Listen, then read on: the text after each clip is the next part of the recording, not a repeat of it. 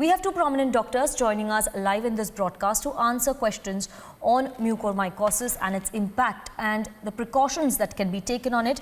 We have Dr. Shashank Joshi, who is part of the Maharashtra Task Force, joining us live, along with Dr. Surbhi Madan.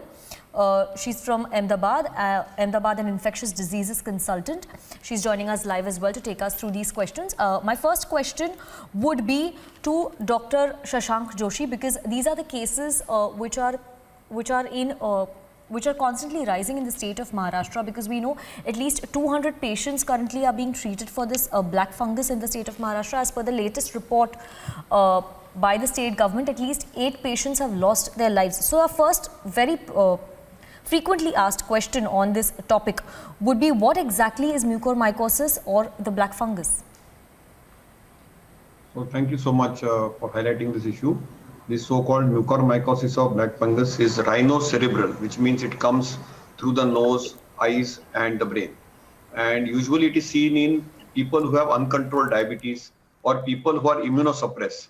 What is happening post-COVID is a lot of people who have received large doses of steroids, immunosuppressant drugs like tocilizumab and various other medications, and then their glucose or sugar goes up to 300 and 400. So it is a mixture of uncontrolled diabetes with a lot of steroid and immunosuppression. Then they get susceptible to get unusual atypical infections. And one of them is the mucormycosis. If diagnosed early, it can be picked up early. The other thing which happens is often there is a lot of moisture which is there around the oxygen generating equipment like mask, etc. And that makes the milieu more inappropriate. So we need to take some very simple measures like cleaning the mouth, throat, nose, and ensuring that we control the glucose or sugar very tightly during COVID and after COVID. See, normal COVID timetable is 14 to 21 days. But after that, for 3 months, one has to take care. Particularly in moderate to severe COVID, people who had been given high doses of steroids, we need to give the right dose of steroids for a short duration. Usually we give 7 to 10 days of dexamethasone in 6 milligrams or methylprednisolone 40 milligrams twice a day for probably 7 to 10 days. And then based on the clinical condition, it is tapered off. And we also need to control our glucose, and we try to keep our glucose, at least in the hospital setups, between 140 and 180, preferably between 110 and 140. And if the glucose is controlled and if the steroid use is limited, no major immunological changes are there, we will be able to prevent this unusual fungus. What happened is that when we were at the peak last month, we saw a lot of use of steroids and a lot of uncontrolled diabetes. And once the patient goes home, he feels he's okay, and the sugars are quite high, the steroids are continued, and they don't take care of their oral, nasal, and throat hygiene. And then we get this growth of this unusual mucormycosis. It is a preventable condition if the glucose is controlled, steroid is rationally used, and of course we maintain a good nasal, oral, and throat hygiene. Unfortunately, once it starts, then it can be a very serious condition, and it can be very debilitating condition, in which sometimes the orbit may have to be removed because of the same. Also remember, most people who get mucor, they also have severe lung disease, and sometimes it becomes very difficult to even undergo, these patients to undergo surgery. So this is a short summary. Please don't panic. We just need to rationalize our use of steroids, and we need to ensure that the post-COVID diabetes needs to be very, very well controlled for at least 3 months after the commencement of COVID. Yes. So Dr. Shashank Joshi, what you've said probably sums up all the questions that we had on black fungus, but I'm also going to bring in Dr. Surbhi Madan in this discussion. And Dr. Surbhi Madan, you're from Ahmedabad. Gujarat also is witnessing a rise in the black fungus, in the cases related to black fungus. If you could give us an overview of how Gujarat is also tackling it, and also giving us details about the symptoms of mucormycosis. Thank you for bringing up this issue. This is actually very important because right now COVID as a pandemic we are all facing, but mucor is also, we are seeing so many cases daily that it would not be wrong to say that this is an epidemic of mucormycosis which has happened now. Now, as Dr. Shashank Joshi already rightly mentioned that, diabetes, uncontrolled sugars and use of steroids, these are the most common risk factors for this disease. However, the unfortunate part of the story is that the COVID-19 virus and disease itself, they are also posing as risk factor for this fungal disease. I mean, there have been so many patients who are not diabetic and who have not received very high doses of steroids, but still they are suffering from this infection. And this includes very young patients as well. So we are losing our young patients who have received steroids, not very high doses, and who have recovered from COVID well, and then they are losing their lives to mucormycosis. Now, most of the mucormycosis, as Dr. Joshi already mentioned, we see as a rhinocerebral form, which means affection of the paranasal sinuses, the eyes, and then spreading to the brain in those cases where it is not controlled timely. However, this fungus can affect other organs as well. For example, we have seen good number of cases in the pulmonary, as you know, in affecting the lungs, what we call as pulmonary mucormycosis. So in those patients, we have managed these patients with very extensive surgeries like lobectomies, that is removal of the lobe of the lung or even removal of one lung itself. This disease can also involve other organs like spine. So we have had cases with spinal mucormycosis. Now, the diagnosis of this disease is, a little difficult because we need biopsies to prove that this is mucormycosis. Right now, it is not a rocket science because we are seeing so many cases with mucor. So whenever a patient presents to us, post-COVID, a patient presents to us with new onset pain in the eye or watering of the eye, congestion, swelling, redness in the eyes, facial pain, and new onset pain in the jaw, upper jaw or lower jaw, severe headache, which was not there earlier and now it has started after the recovery from COVID or in the peri-COVID period. So these are few symptoms which are very alarming and which should point towards onset of the rhino-orbital cerebral mucormycosis. If a patient who is recovering from COVID or is in the ICU, in those patients, it becomes a little difficult to pick up these signs, because these patients cannot actually tell us. So these are the patients where the disease gets delayed, the diagnosis gets delayed. So there have been so many patients who were in the ICU on ventilators recovering, and then suddenly we see that there is swelling in the eyes which is appearing or their sensorium gets altered. So these are few symptoms which are the pointers. Worsening of the hypoxemia, that is sudden increase in the oxygen requirement or appearance of new cavities in the CT scans. These are the pointers towards pulmonary mucormycosis. Similarly, as I already mentioned, spinal mucormycosis, we had a patient who had a new onset severe backache. So when we did an MRI, we found that there was an abscess in the spine.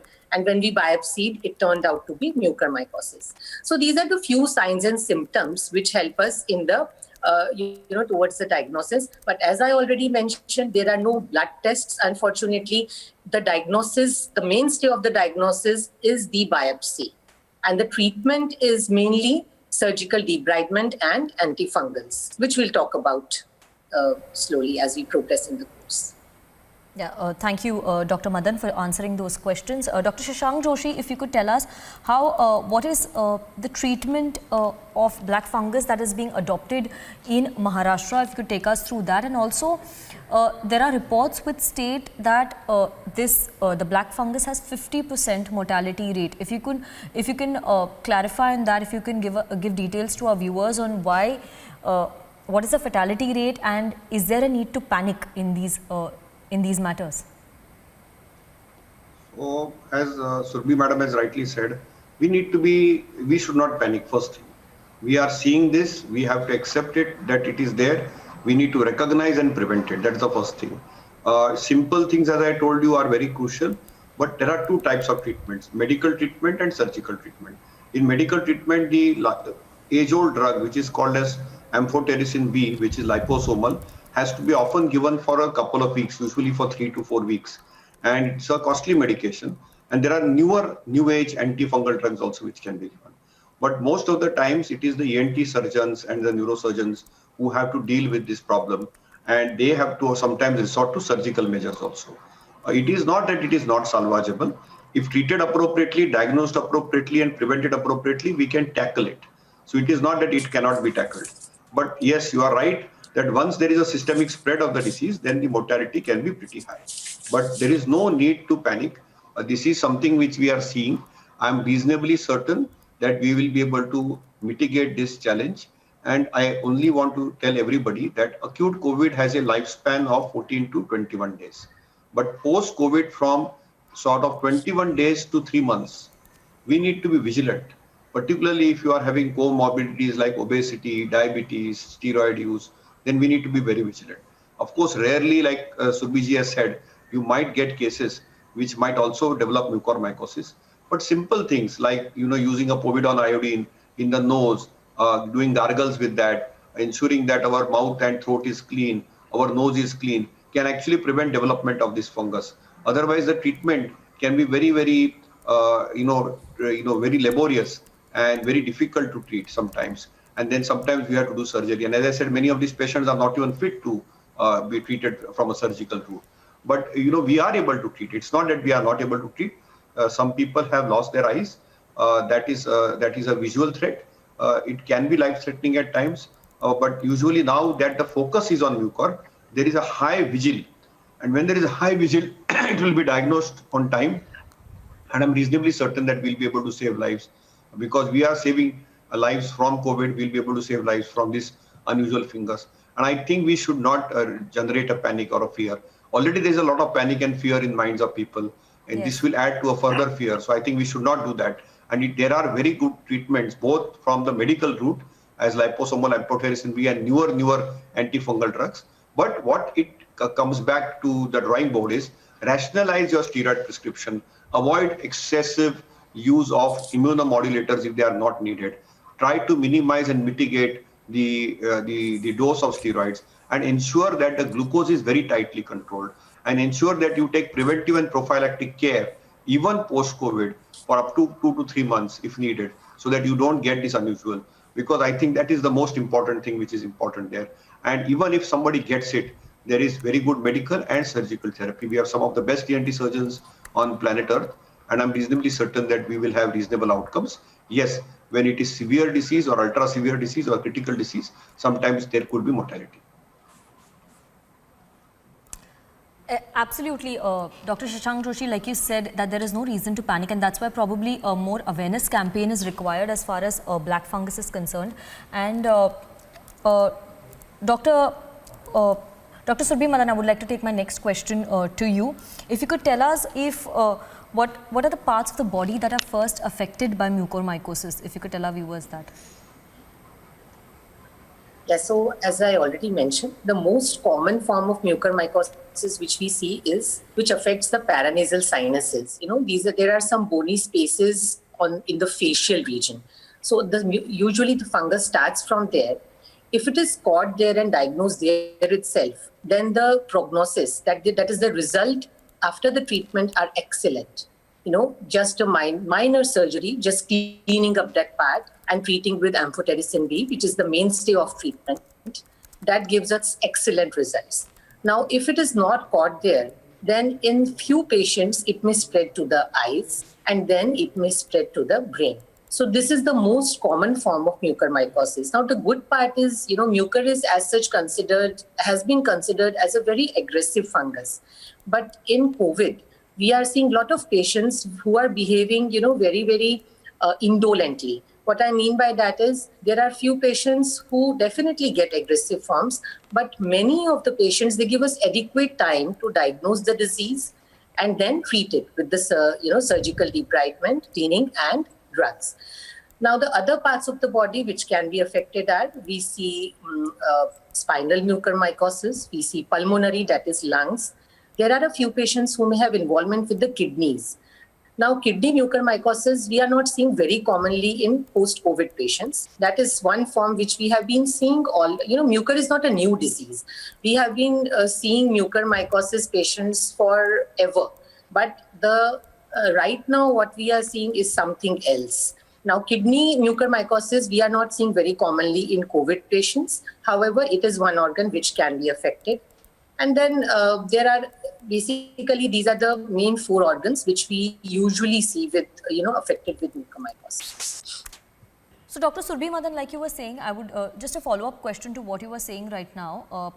Why is there a rise in mucormycosis in the second wave? Did we see similar kind of trend in the first wave as well? If yes, what was the percentage of cases then, and are we witnessing a rise in cases right now? Yeah, so the trend is exactly similar throughout the country. When we started treating COVID last year, around, say March to May, depending in various states across the country, that time till September 2020, we did not see much of mucormycosis. Though I have heard from my colleagues that in the months of July and August, they had started seeing mucor sporadically. But the main problem has started rising after September. So from September to December, we had a surge of cases, and then there was a trough. And then now for last 1.5 months, the cases have started again. However, the number of cases right now in the second week are extensive. They are much more as compared to last year. Now, nobody knows the exact reason, but scientifically speaking, as we know how this fungus behaves, it is mainly related to the usage of steroids and the poor glycemic control. Now, steroids is one thing which, that has been recommended as the main drug of use in patients with COVID-19 who develop hypoxia, that is problem in the breathing issues. So that is why what has happened is steroids have been used extensively as the treatment of COVID-19. Unfortunately, people have received steroids when they were not even indicated. So I think the message from all these talk shows should be, one thing which is definitely preventable is the unnecessary and injudicious use of steroids. That has led to the significant increase in the number of cases during the second wave, because the use of steroids has increased. Right now, we are seeing every alternate patient coming to us has already received oral or injectable steroids. And, second reason could be related to the season, the epidemiology, the use of oxygen masks and all that, those things, which of course cannot be proved scientifically. But yes, these are the few hypotheses which could be the reason for increase in the number of cases. Yes, Dr. Madan, very informative discussion that we are having here on black fungus, and it is very important at a time when there is panic all around to mitigate the crisis and to ensure that there is no misinformation on mucormycosis and the situation that is out there. Thank you very much for joining us in this broadcast. I would also like to thank Dr. Shashank Joshi. Unfortunately, the link is not right at the moment. We will try to fix him, but we would also like to thank him for joining us in this coverage. Thank you, Dr. Madan, for joining us.